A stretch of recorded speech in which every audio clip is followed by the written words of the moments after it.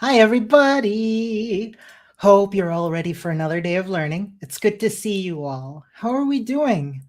Um, we're learning a lot of stuff with CSS. We've been doing, excuse me, some forms, some more styles. I'd love to know how that's been coming along. And yeah, just want to know, how we're feeling about CSS so far. We're over we have less than a quarter of the boot camp left, which is wild. But I'm also just so excited to see so much progress that we've made. I'm getting questions about my background. Yes, yeah, my wife and I like to play Dance Dance Revolution. We actually made our own controller using Conductive Paint. But gosh, well, that's a topic for another day. Why am I excited for boxes? I just like boxes. What can I say? I'm like a cat. Um, so yeah, love to hear how we're all feeling so far. In the meantime, let's do a little bit of housekeeping before we get started. So, hi, if you're joining in for the first time, my name is Carmen. Etta, Jess, and I are running this free web development bootcamp in collaboration with Free Code Camp. If you're tuning in for the first time, just so you know, you are agreeing by showing up to abide by our code of conduct. That's badwebsite.club/code of conduct. The short version is please act in a way that is constructive and exemplary of what you would like to see from other people. And if you see anything that's out of sorts, please just let us know and we'll happily take care of it. Your safety is of paramount importance for us. Keep up with the schedule here at our website, badwebsite.club/bootcamps/spring-2026. You'll find all of the streams and lessons there. We are on the Free Code Camp Discord channel. So if you go to discord.gg/all uppercase KVU, lowercase m, uppercase VXA.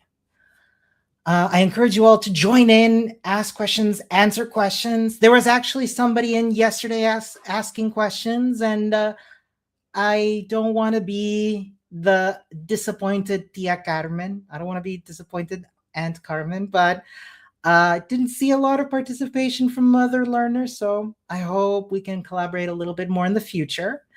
And finally, if you're falling behind, don't worry. Everything is recorded, stays here on our YouTube channel. If you go to youtube.com/@badwebsiteclub, you'll see us when we go live, as well as previous recordings. Yeah.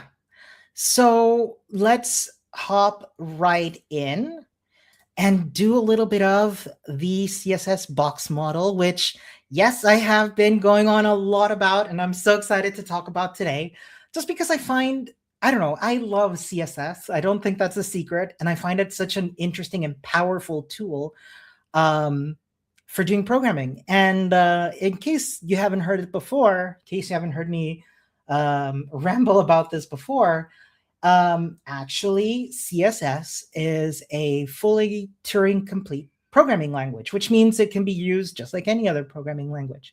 A friend of mine actually remade the video game Doom, if you're familiar. I don't want to feel very old, but it's one of, I think I might have been too young to be playing that game, but it's one of the first computer games I ever played.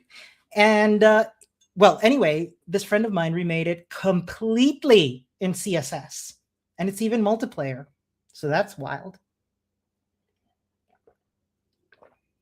Anywho, let's look over our homework and what we'll be covering today.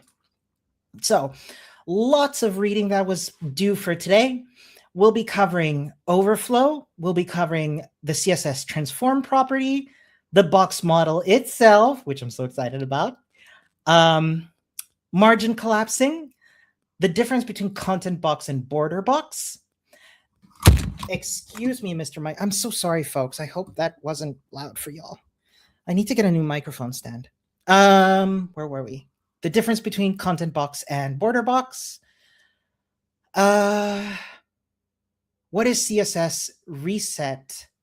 And what are some common examples? And finally, the CSS filter property.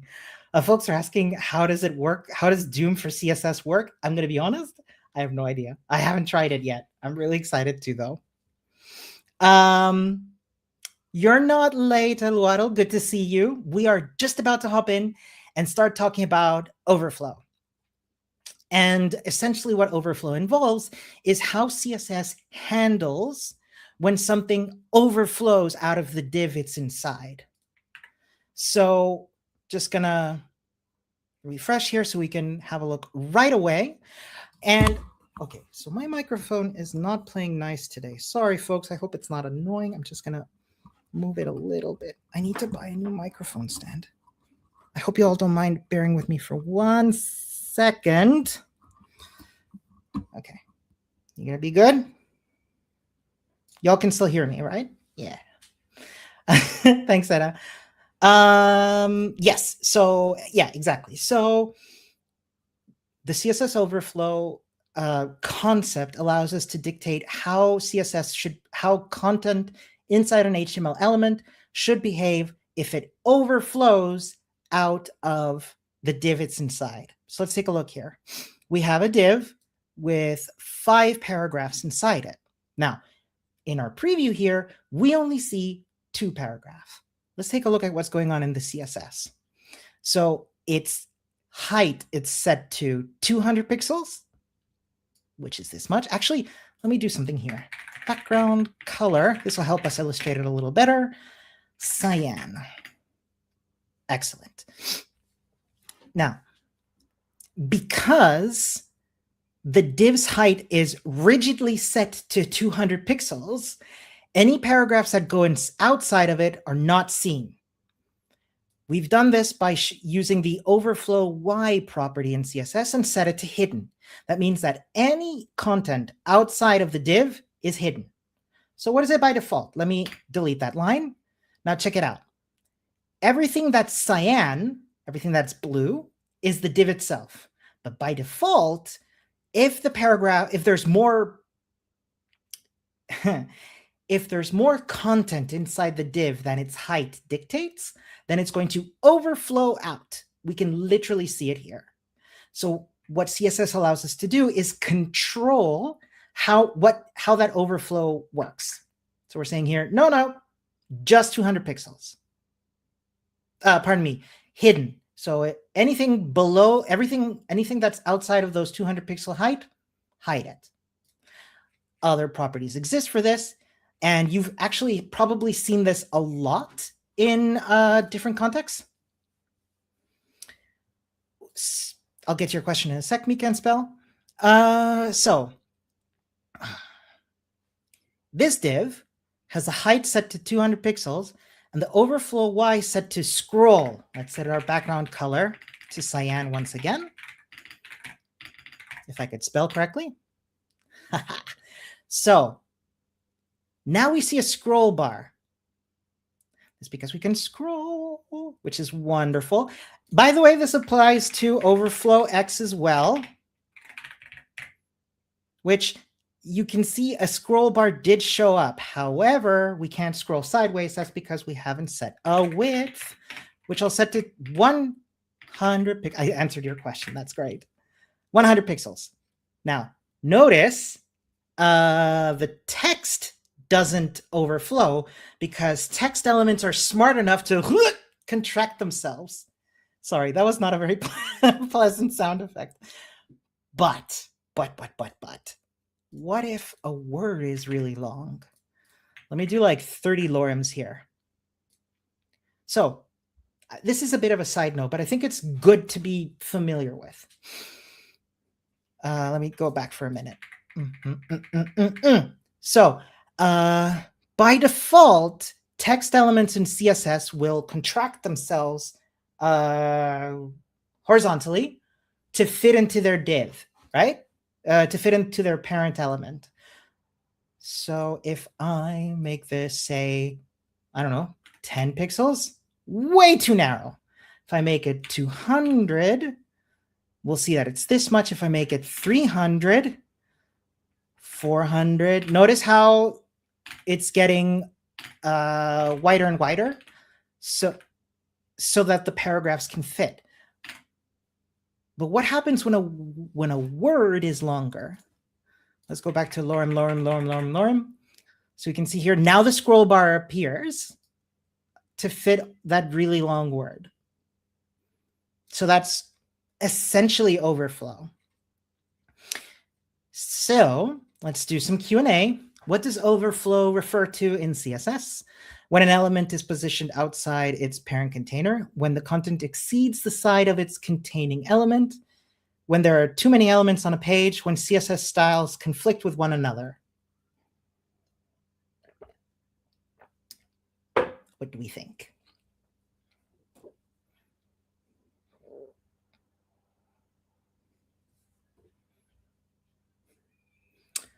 Come on. Number 2, thank you.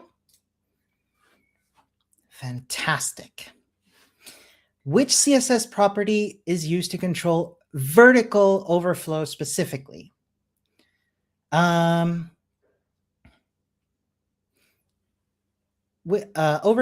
overflow X, overflow Y, and vertical overflow. In the meantime, I want to answer this question. If there's a long word that's going to force a scroll anyway, why don't the other words try and fill in the scroll that will be there? Good question. I think it's just a design choice by browser programmers. I don't really have a satisfactory answer for you. I'm sorry, me can't spell. Let me put it this way. If a word is too long for your div, you might want to consider truncation. That is cutting off the word. Overflow Y, thank you, folks. So according to the lesson, which type of overflow is generally considered more acceptable in web design? And I kind of might have given you a hint already by saying try to truncate your words. Do we consider horizontal overflow to be better? Vertical overflow? Both are equally acceptable, and neither is acceptable.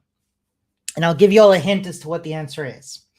And it involves, let me see if I can, y'all are already giving the answer. Y'all are so smart. Involves this thing.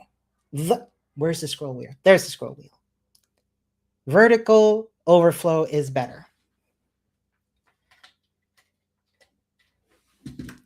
Had to unplug my mouse for that. Yes, vertical overflow is okay. Let's check our answer. Looks good. So we'll pat ourselves on the back. Pat, pat. And we'll move on to the next lesson, which is about the CSS transform property. Now, we played a little bit around with the CSS transform property when we were messing around with. Why did I look at the side of the mouse for the scroll wheel? Okay, no. I'm not going to accept this bruh that I'm getting. This is a vertical mouse. I am streaming. My brain isn't fully processing everything. And so I just got confused as to where it was. Okay? Sheesh. I'm just being silly. Anyway, wasn't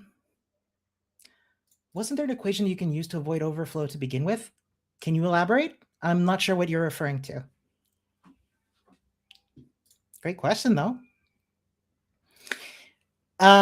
Yes. So transform allows us to essentially change vertical mice or double. Yes. For me, it's to avoid repetitive stress injuries. So here we have a div with a class box. It's 200 by 200. Background color. Looks too sci-fi, huh? It's got a black border.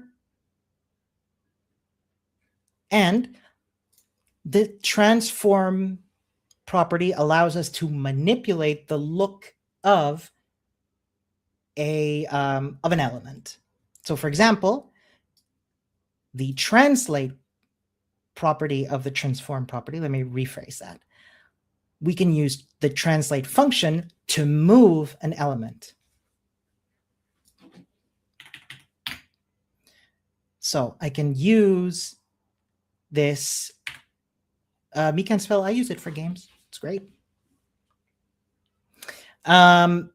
we can use this translate to manipulate both the movement along the x-axis and the y-axis. So here we've moved it 52 pixels to the right and 100 pixels to the left. Pardon me, 100 pixels down. If I want to move it left, I make it negative. If I want to move it up, I make the y. What games do I play other than Doom? I'll keep that for the end. What am I playing right now? What am I playing right now? Gosh, I'll get back to that question. Yeah. Oh. Okay. I thought there was some way you could determine how big your containing element should be to avoid overflow based on standard pixel width of an element. Not sure. If you find a link, let us know. P.S. I'm playing Resident Evil. I just remembered. Anyway, another way we can use a translate is to rotate. That with the rotate function, we can pass in an angle. So 45 degrees, we'll turn it 45 degrees. If I turn a square 90 degrees, it's going to look the same. Same for 180 degrees. But how about we make this interesting?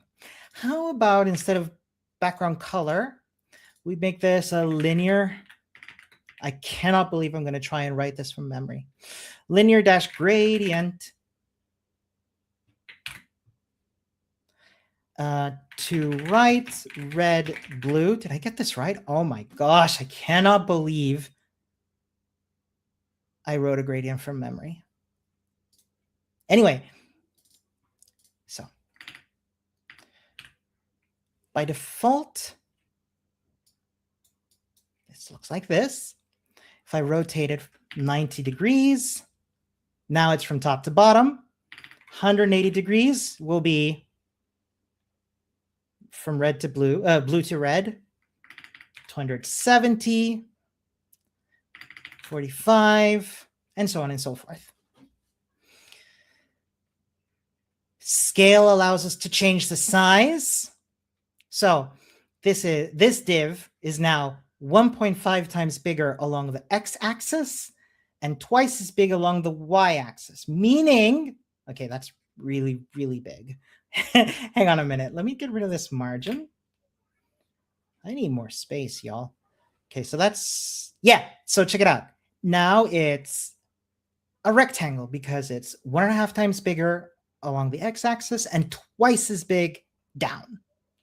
I make it, and if I want to make it smaller, I use a fraction. So now it's half as big along the x-axis and 0.2 much smaller. So we can now infer this 200 by 200 square by scaling it down this way is 100 by 100. What else have we got? Oh, we can combine several functions. So we can use transform to translate, then rotate, and then scale. By passing in only one parameter here, we're just saying both x and y make it 1.5. The order, well, here's a question. Does it matter? It matters in which order you pass them because they will apply in that order. So first it'll translate, then it'll rotate, then it'll scale. So if you're doing transforms that do, isn't it better to scale the image locally and upload it the correctly sized image because users shouldn't download extra information they won't use? Yes. However, note that we're not working with images here.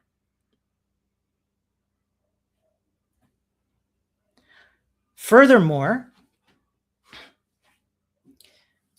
yeah, no, it's that. This isn't, I wouldn't use transform for images. Okay, what if I want to transition while rotating? Then you combine them. Unless you're talking about real life, and then that's between you and safety first. Oh, so it looks like it's rolling down the page. Oh, no, that's not stupidity. I can't spell. Don't be silly. That's a perfectly reasonable question. So you want to make it animate, is what you're saying. I don't think we've done CSS animations yet. Oh, that's what you mean by transition. Right. Yeah, then you just set the transform before and after. Okay, let's do it. No, I don't want to do it because we are short on time. We have a lot to cover. But yes, you can use animations to apply a transform for before and after. So let's do Q&A. Which of the following is not a concern when using CSS transforms in terms of accessibility? We have screen readers may not accurately convey the visual order of transformed elements. Transformed text may become too small or large to read comfortably. Which of these is not a concern? Transforms always improve the accessibility of a website, and excessive use of a transform for animations can cause discomfort for some users. Which of these is not a concern?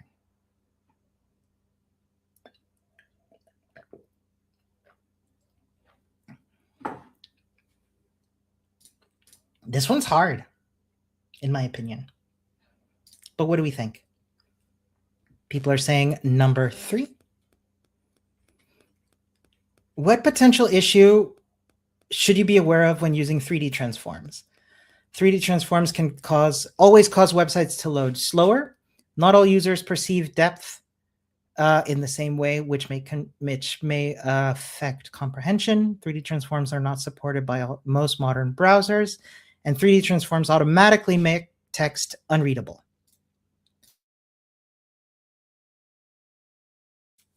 People are saying number 2. Yes. When using transform to hide content, what should you ensure for accessibility? Always use bright colors to make out the transform content stand out. Only use 2D transforms for hiding content. Make sure the content is still accessible to screen readers and keyboard navigation. Never hide content using transforms. Interesting question. I have opinions. What do we think?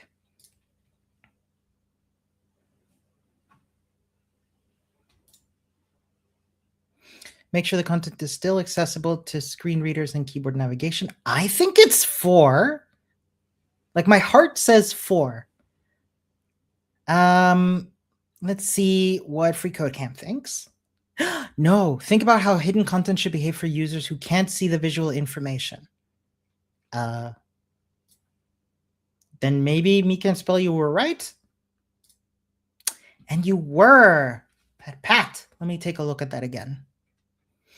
Make sure the content is still accessible for screen readers and keyboard navigation. When using transform to hide content, what should you ensure for accessibility?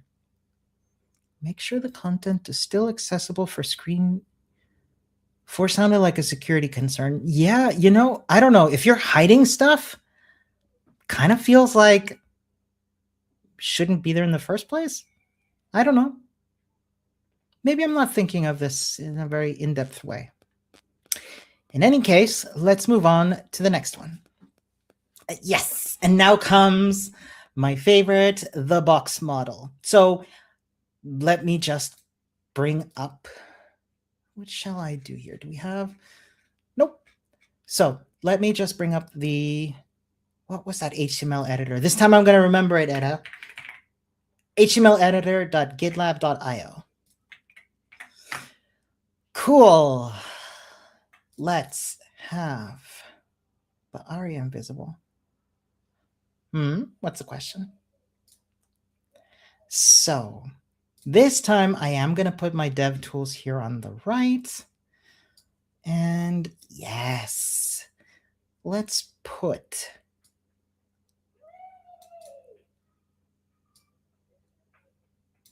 a div.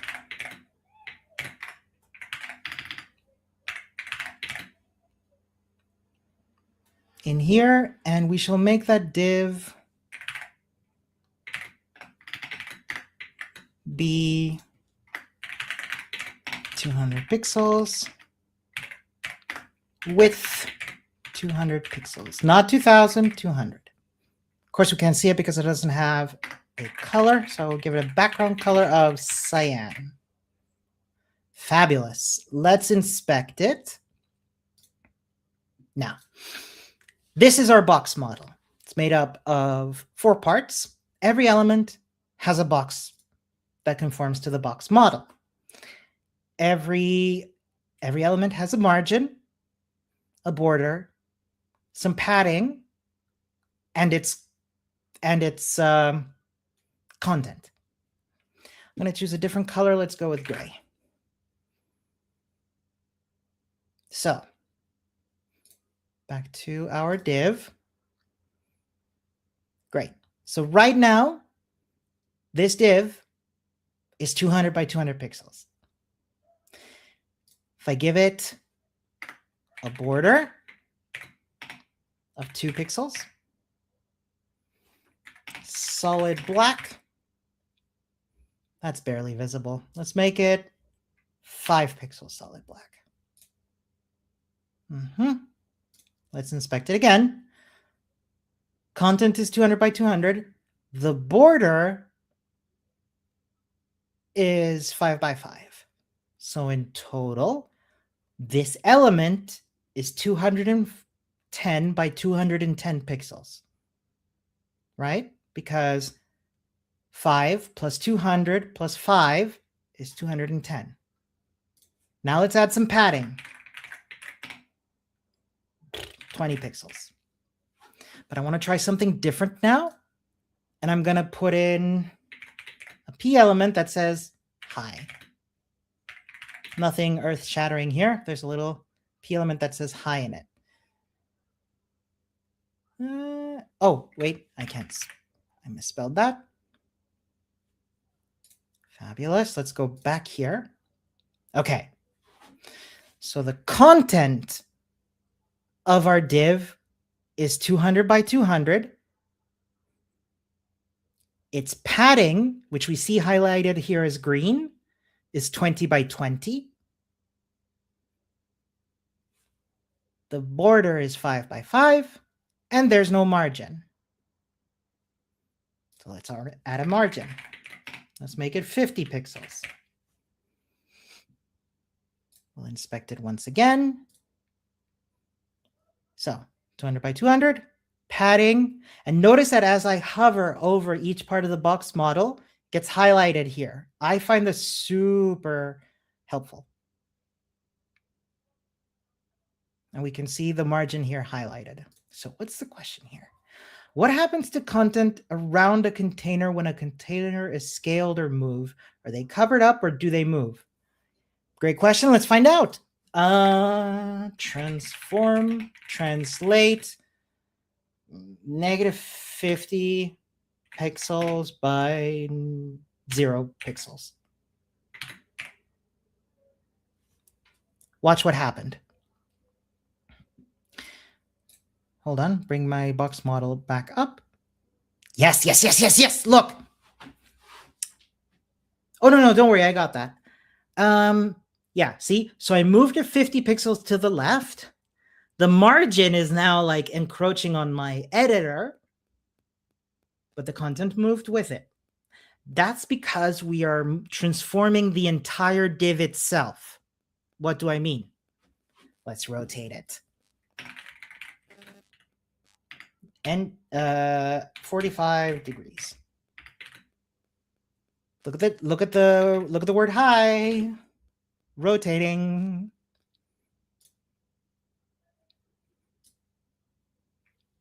We good? So that's the box model in short. I'm doing both transforms and the box model. Anywho, where were we? Right. So that is essentially the box model. Before we go into the Q&A, I just want to remind you, blue Oh, I see. So blue is the content. Padding is the extra space inside the box. The border is the thickness of the packaging of the box. And the margin is the space around the box. Margin around the box, border. Oh, did I say padding? That's confusing. Let me try the packaging. Sorry. The border is the thickness of the packaging of the box. The padding is the space inside the box before the content.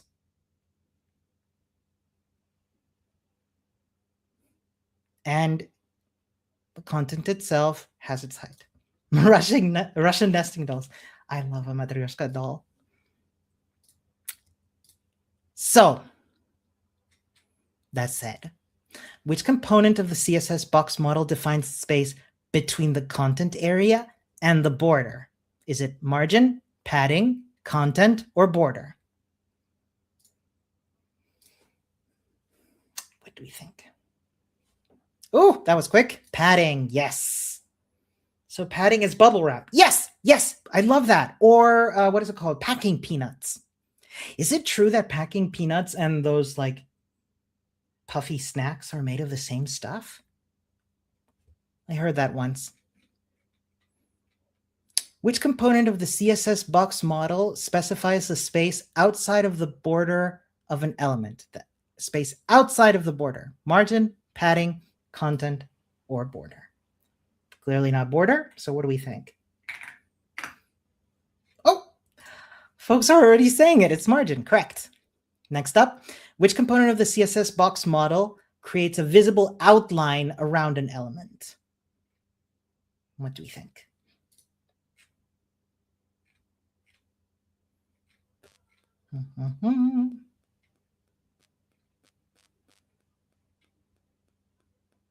Number 4, it's border, correct. Oh, that's it. We're done. Nice. Pat, pat. Cool. Next, we're going to look at margin collapsing, which is often confusing, but essentially refers to what happens when we have adjacent, that is, when two elements are adjacent, and what happens to their margins when they're next to each other, especially when these margins overlap. This is going to be helpful for understanding how to do spacing in web development. Ooh, there are biodegradable edible packing peanuts that are made of rice, but the traditional stuff is styrofoam and bad for the environments and bad for birds. It's good to know. Oh, I can't, like, the sound of styrofoam just, oh, it's like nails on a chalkboard for me. But I'm very sensitive. I can't be in the same room as somebody who's filing their nails. I hate to admit it. So let's look at these two. Box 1 has a bottom border, a bottom margin of 20 pixels, and box 2 has a margin top of 30 pixels. Let's look at their box models. No, filing. Clipping is okay. Filing is difficult for me.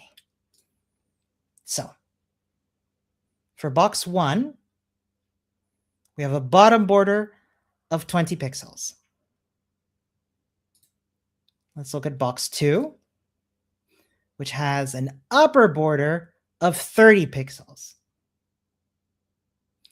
So because these two margins are conflicting, they will collapse into a total margin of 30 pixels. Right? Let's look at it again. Box 1 has a 20 pixel bottom margin. Box 2 has a top margin of 30. So the biggest of the two wins. Does that make sense? Like, now's the time for questions.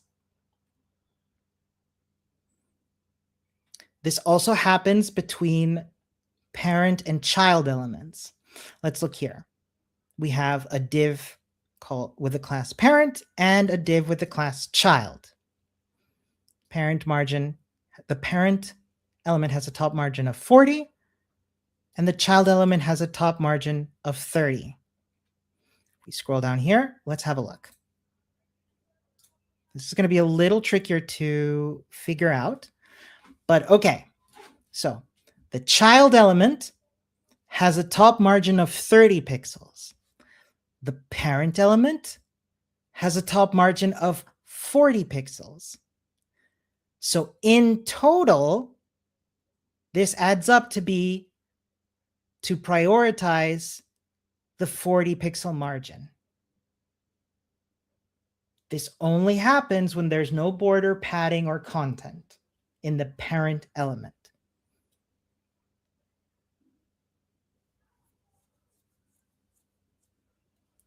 So, in case it doesn't get covered, I don't remember. When an object is using transform or translate, does that still have a border collapse probability, or does it not because it's taken out of flow? You know what the answer to that is? The answer is, let's find out. So the parent, we will transform by let's rotate it for funsies. 45 degrees. Gosh. Okay. Let's inspect it. So remember, parent has a top margin of 30 pixels. Sorry, I keep doing this. The child has a top margin of 30 pixels. The parent has one of 40. So no, the margin collapse still takes place. Hope that makes sense. Love these questions.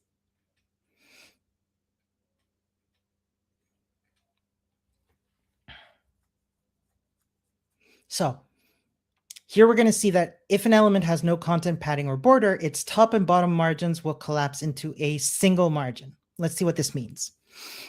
We have an empty block and a next block, right? The empty block has a top and bottom margin of 20 and 10 pixels respectively. The next block just has a background color of light gray. With the content, next block. Let's see how that looks here, right? Let's inspect. Gonna steal a little bit of real estate here. Thank you. So let's take a look at the empty block. Notice the top margin is 20 pixels. The bottom margin is 10.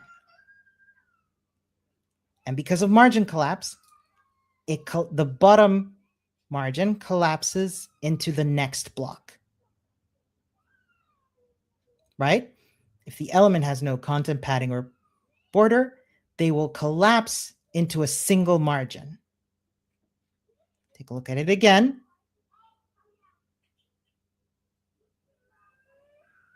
This is why I find the box model so important to understand, because especially if we're using Chromium-based browsers and we're familiar with the colors, we can see, oh yeah, the yellow, that's the margin. I'm going to tell you all right away, and I'm going to say this with all the love in the world, you are going to forget this stuff. I forget it every time I work with it, and I always need to debug a little bit and use my dev tools. We are not computers. These things are. We're not supposed to memorize all this stuff. Sure, the more we do it, the more intuitive it becomes for us. But don't worry if you're like, oh gosh, how am I going to remember all of this? The answer is, you might not, but that's okay.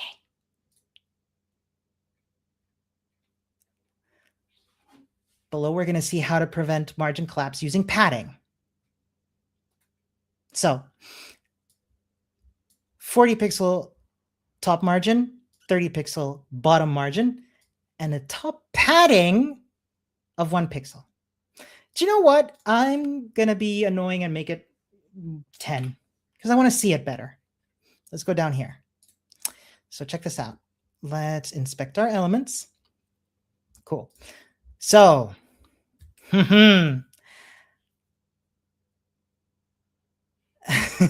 bubble wrap is a great way to think about it. You're absolutely right. So the parent element, right? Remember, The margin, yellow, is 40 pixels. The padding is 10 pixels. The content, which is blue, is 50 pixels high. Look at it again. When you highlight the parent in your dev tools, you can see there's our margin, there's our padding, and there's our content. The child element, and hold up. The background color is light yellow. Look at the box model again. Yellow, a little bit, there's the 10 pixels of yellow padding, and the rest is the content. The child element, remember, has a margin, a top margin. Oh, no, I moved too fast. Has a top margin of 30 pixels. The margin no longer collapses because of the padding. This is a lot, folks. And please, please, please don't expect yourself to memorize it. Understanding means more being familiar with the concept rather than being super stressed about how to do it.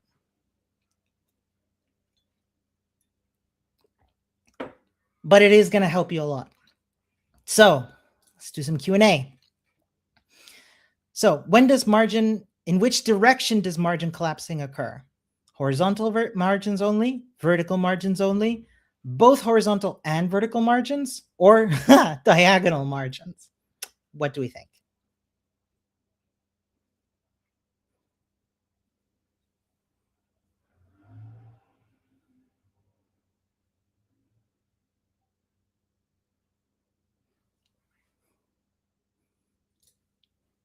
I hope I didn't lose y'all. I know it was a lot today.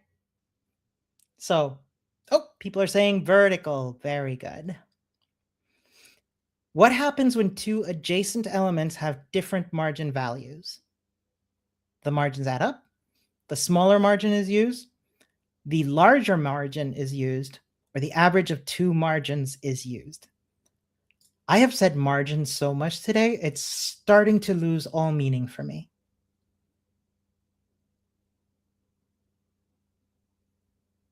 So what do we think? Larger wins, thank you. And finally, which of the following will not prevent margin collapsing between a parent and its first child? Remember, not prevent margin collapsing. Adding a border, setting padding top, using display inline block, or setting margin top 0 on the child. Excuse me. What do we think? By the way, if you ever find yourself stuck on these, I highly recommend going through all of them and playing around. So people are saying adding a border. Thank you. Let's check our answers. Oh, so adding a border does actually prevent margin collapsing. I believe the answer is the third one, which is display inline block, which you did suggest it first, Danielo. Let's see. No! Oh gosh, I was wrong. I guess margin top 0. There we go. Right, setting the margin of the child does not prevent margin collapsing because it's only, what is it again? Content padding or border. It can be a little confusing. What I really want to drive home here is that when you find yourself confronted by this issue of margin collapsing, try to keep in mind that notion, content, border, or padding, right? And the dev tools are your friend. Pat. Let's keep moving. We still got, oh my goodness, 3 more sessions and only 15 minutes left. All right, so it is confusing, only slightly less than spelling Hey, who's been reading my social media? Spontaneity. Oh, that's how you spell it. Anyway, yes. So box sizing property can be set either using content box or border box to control how width and height of elements are calculated. We're going to see what this means in a moment. But essentially, this is set using the universal selector, the star, which we saw at the beginning of CSS. And do we get to play around with it here? We do, but I still want to take it for myself. So I'll take this. Thank you very much. And I'm going to come back here. Fabulous. I'm going to make this a little smaller. I'm going to remove the paragraph. Great. So let's take a look at our box model here. So our div, content is 30 by 20. Padding is 20 by 20. The border should be 4 pixels solid black, but instead shows 3.51. Can anybody tell me why?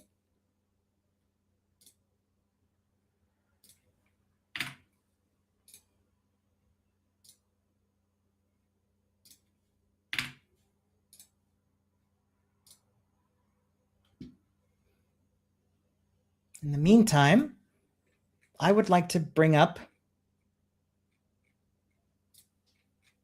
my box sizing border box. Where is that? Yes.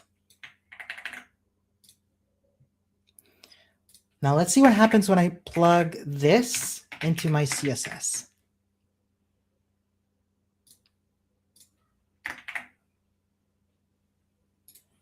Let's take another look in here. Gonna make this 5 pixels.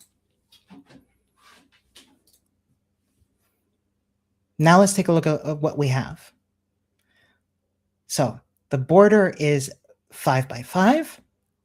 The padding is 20 by 20. But the content is 0. Even though we've set the height of the div to be 30 by 20. Let me make this a little simpler by making the width 20 pixels. So my question to you, loves, is why is it that the content is now 0 by 0? This is because the difference between content box and border box is that content box, which is the default, allows us to set the size of the content, right? 20 by 20. However, border box takes into consideration the border and padding of the box when calculating the size of the content. So because my padding is 20 pixels by 20 pixels, the size of the box is already 20 by 20. Furthermore, the border adds an additional 5 by 5. Right? Actually, 10 by 10. Is that right? Yeah. And because of that, there is no content left. Let me make this smaller and explain.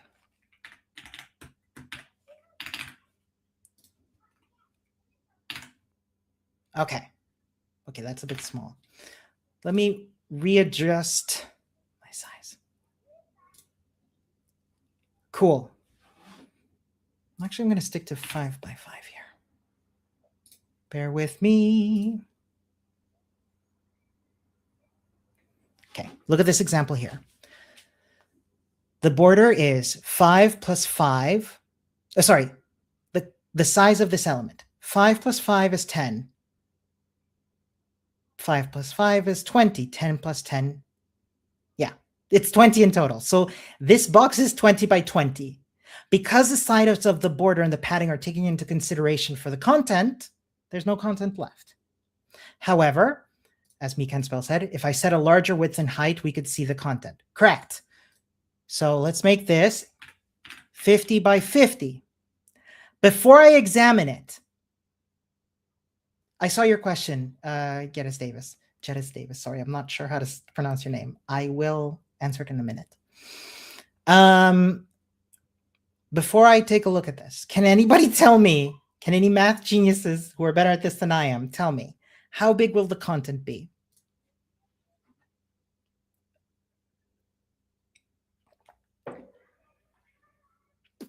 30 by 30. Okay, let's have a look. And you're indeed right.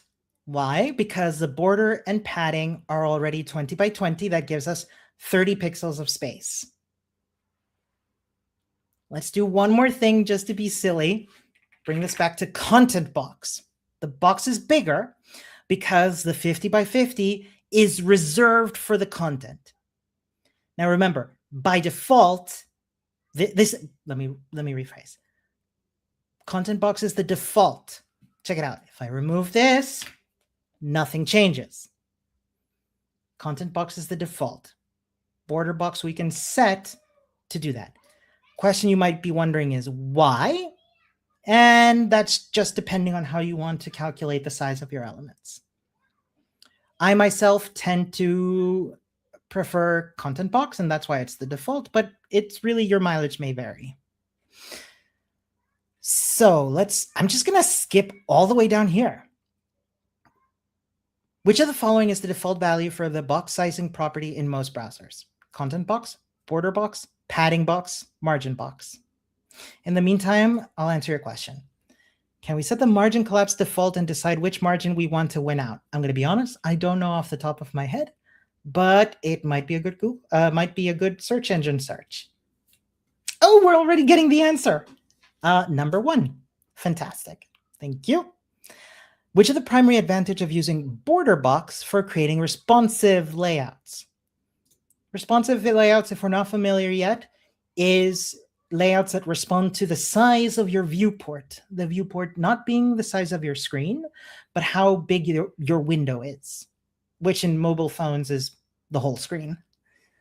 So, by search engines, you mean start page, whichever your favorite is. It makes calculations more complicated. It allows for more precise over element dimensions. It ensures that elements maintain their specified dimensions regardless of changes in padding or border. I can't talk anymore. Pardon me. It improves browser compatibility. People are saying number 3. Thank you. In the content box model, what does the specified width of an element represent? The total width of the element, including padding, border, and margin, the width of the content area only, the width of the border, or the width of the padding? What do we think? People are saying number 2. That's correct. And we did it. Pat, pat. Well done, everyone. We're covering so much today. I appreciate your patience with me. Next up is CSS reset. And I'm going to make this super straightforward. Let's go back to the example. Notice in this example, my box, which is 50 by 50, padding of 5, border 5 pixels solid black. Notice I didn't specify a margin, but there's still some space between the top left corner and my element. Why is this? It's because, and let me go to my body. Check it out. The body has a default margin of 8 pixels. This is the default set by the browser. We didn't do this. So by default, the margin of the browser will set a body. I got this. The browser will set a body margin of 8 by 8 pixels. So a CSS reset is this concept of going to the universal selector and saying, hey, you.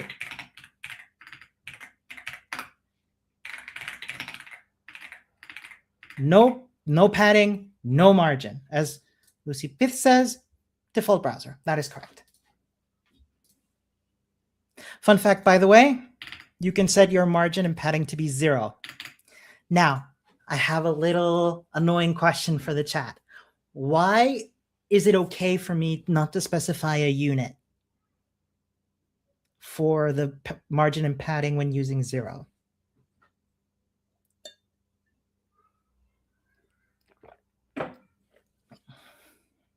And yes, I will stop here until we do it.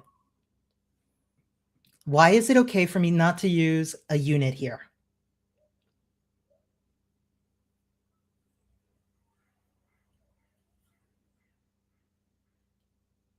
Yes, 0 of anything is 0. That doesn't apply to temperatures, right? I think 0. Yeah, that doesn't apply to temperatures, but definitely for units of measurement, 0 of anything is 0. But yes, 0 is unitless. Correct. Back to our work. We are running out of time and I'm just blabbling about temperatures. There are third-party CSS style sheets that you can import into your website. Back in my day, we used normalize.css. There's also sanitize.css, and these are third-party, which means they're pre-written by other people, which are helpful for doing this. But one thing to bear in mind is that be careful when working with resetting the CSS, because remember, browsers do put these in with accessibility in mind. So be mindful of what you're doing when resetting the CSS. So, questions. What is the primary purpose of a CSS reset? Add default styles to HTML elements, establish a consistent baseline for styling, reducing browser-specific variations, to create responsive designs, or to enhance website performance. And yes, Kelvin does have it absolute 0.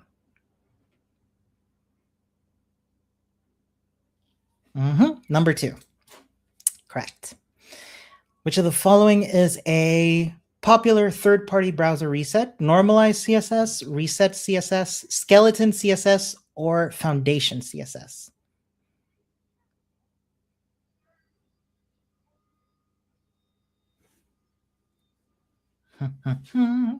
Normalized, that's right.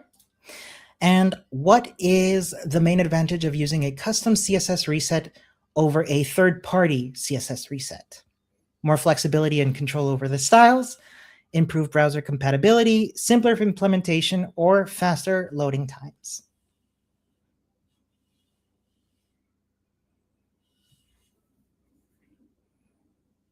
I want a third-party tool called Skeleton.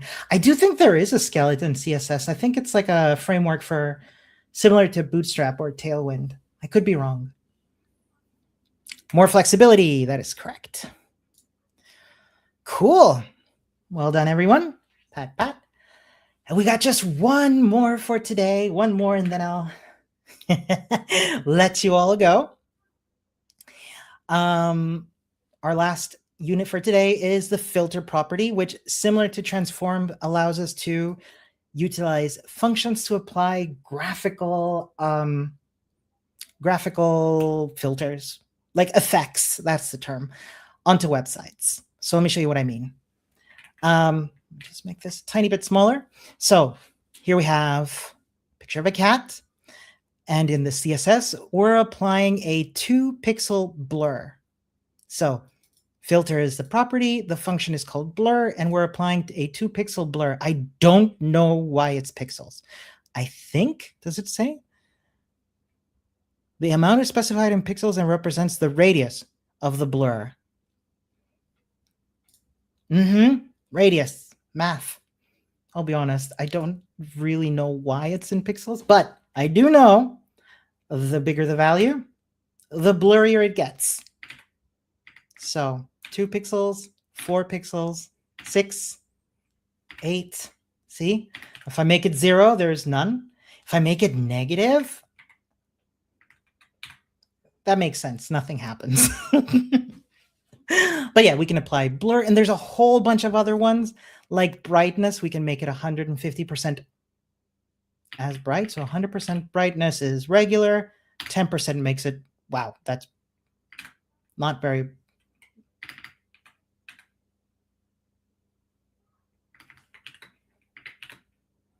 0% brightness will make it completely. Yep. So the higher, the brighter. So if we make it 200% as bright, it's twice as bright. 2000% is probably, yeah, you'll know what I mean. We also have grayscale. The higher the value, the less color. I don't think anything happens if you go beyond 100, but if you make it 10%, you'll see that it becomes less and less saturated with color. Sepia or sepia, I say sepia. I don't know what the I don't know what the term. I say it's sepia. I'm just gonna say sepia, okay? Applies it a sepia filter, which makes it look to me, sepia to me always sounds like Latin American literature. And I think it's because I'm thinking of Isabel Allende's book, wait, no. Did she write Portrait in Sepia? Portrait in Sepia. It is Isabel Allende. Yes, yes. It makes me think of the book Portrait in Sepia. That's why I think of Latin America. But yes, the higher the value, the more sepia it is, which is this effect.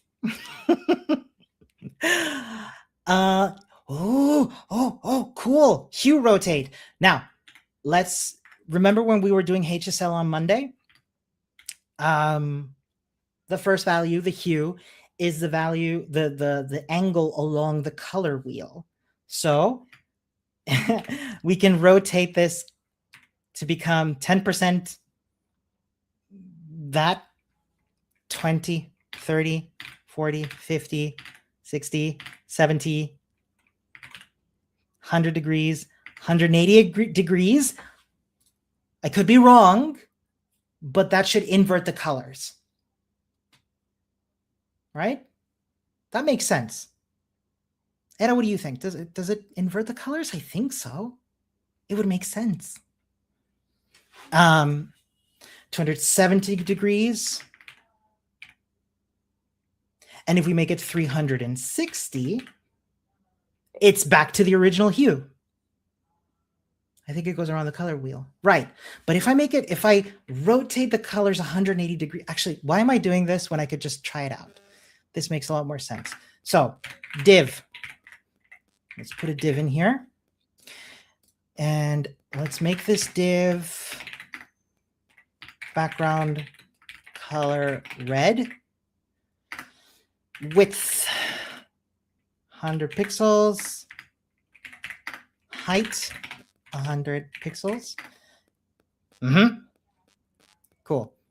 So if I filter hue, rotate 180 degrees, what's the opposite of red? Is it that? Actually, the opposite of black is white. Nope. No idea. But still, yeah, it allows you to rotate along the hue color wheel. We can also use the filter property to combine. Black has no hues. That actually makes sense. So wait, isn't black just 0% saturation? Okay, y'all know more about colors than I do. But wait. I know. The opposite of yellow is blue, right? Right? Nope. Clearly, I have no idea how the color wheel works. Never mind. You can, let me go. Sorry, folks. Yes, you can use several functions in filter, just like we could with transform. So 150 contrast, brightness is 110, and sepia 30%. And yeah, there's others like invert. Oh, what does invert do? There it is. So, yes. Opposite of red is cyan. Cool. Yeah, so that's how you can invert it. Wait, I want to try it with a cat. Invert. That is it. My bad. Don't come to me for color theory, please. Turns out I don't know a lot. Okay, so which one of the CSS rules would make an image completely grayscale? Filter grayscale, filter gray 100%, filter gray 100, or filter black and white true? What do we think?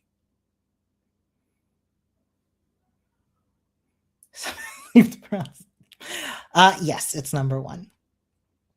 What would be the effect of applying filter brightness 0%? Make an element completely white, make an element completely black. It would have no effect on an element. It would invert the colors of an element.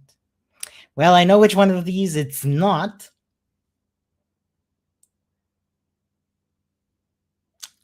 Number 2, that is correct. How would you combine a blur effect of 5 pixels with a sepia effect of 50%? So filter blur plus sepia 50, filter blur comma sepia 50, filter blur space sepia 50, or filter blur and, ampersand, which in programming is commonly and, but that's a topic for another day. People are saying 3, yes. The functions are applied with spaces. This is the same for transform. No commas, no pluses.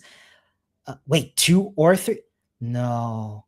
No, please, no. Okay. Hold on. Nobody panic. So invert and blur, I don't know, 5 pixels. Okay. Comma. Oh, thank goodness. Nope, it's not the comma. Whew. Thank goodness. It's the spaces, right? Yes, cool. Pat. Thank you for bearing with me today, folks. We've covered everything today. We've got to also complete the and is common. In programming languages, it's fairly common. But again, wait, what is it in Python? Is it? No. What is it in Python? I don't do Python a lot. The word and? Ruby does that too. I am a Ruby girly. I didn't mean to raise your blood pressure. I'll have you know I have very good blood pressure. Anyway, yes. So next up we have the Rothko painting, confidential email page, and then we'll do the layouts and effects quiz. These are to be done in your own time. If you get stuck, please use the Discord. Tomorrow, you will be back with me to do CSS Flexbox, which is one of my favorite tools in all of CSS. Please look at my smile. I'm so excited.